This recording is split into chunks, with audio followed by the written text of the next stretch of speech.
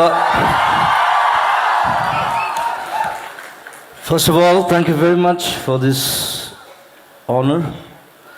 Thank you, USTM, Mr. Hawk, and all our special guests present here.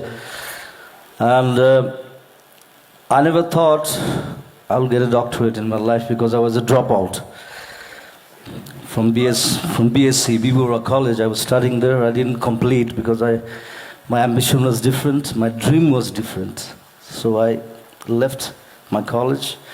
But still, I have a big connection with all the colleges, all the universities here. And many of my friends, they're working for the colleges, for the universities. And anyway, it's good to have a doctorate degree without having a graduation. And Louis also like that. He just told me that.